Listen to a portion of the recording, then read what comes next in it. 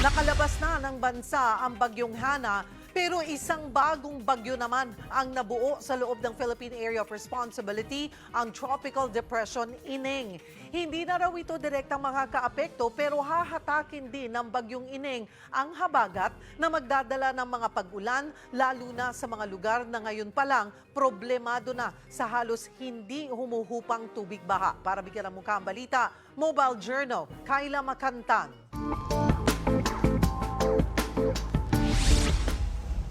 Walang tigil ang naranasang pag-uulan sa bayan ng Santa Lucia, Ilocos Sur, dala ng habagat na pinalagas ng bagyong Hana.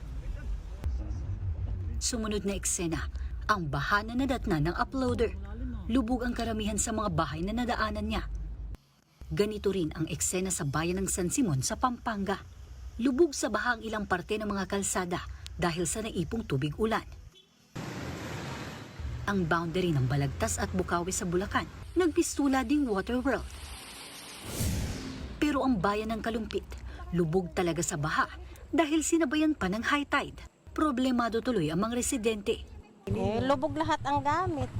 Minula na kami na salban. Sa loob namin hanggang dito. Hanggang dibdib? Opo. Pati hanggang ngayon? Opo, ang sa, palaki pa lang naman. Kung pag lumaki, hanggang sa pinto namin, lagpas tao.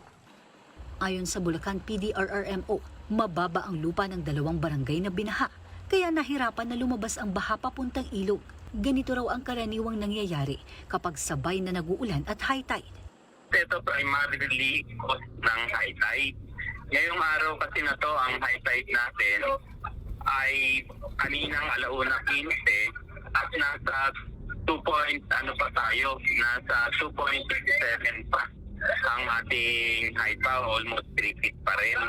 So ito ang nag-cause ng height ng pagbaha sa ibang mga coastal areas katulad ng Malolos, Hagonoy, Kalumpit, Paumbong, Ubando at Bulacan.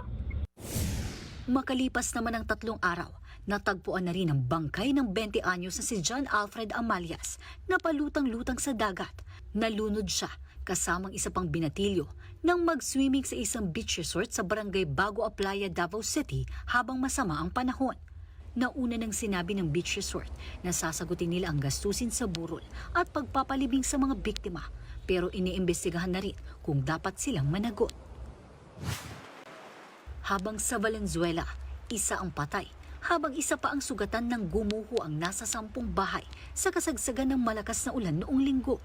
Naisugod pa sa ospital ang lalaking senior citizen pero pumanaw rin siya kanina. Ayon sa mga otoridad, ang paglambot ng lupa dahil sa walang patid na ulan ang tinuturong dahilan kung bakit nagkaguho. Sa tindi ng pagguho, halos matumba ang punong ito nang madaganan ng pader. Naramdaman po namin yung bitak na yon na paunti-unti po sa bumabagsak yung pader. Higit 100 residente o halos 30 pamilya mula sa Barangay Mapulang Lupa at Barangay Ugong ang inilikas. Ayon kay Valenzuela Mayor Wes Gatchalian, hindi na pababalikin ang mga inilikas na residente sa lugar. Nakahanda naman daw ang relocation para sa mga may-ari ng mga nasirang bahay. Unang-una ay bibigyan ho natin sila ng libreng pabahay dito po sa Disiplina Village, Lingunan. Pinahanda ko na ho ngayong araw para makabitan po ng Meralco, ng kuryente, tubig at pinalilinisan ko na ang kanilang bagong tahanan. Mobile Journal, Kayla Makantan, hatid ang muka ng balita.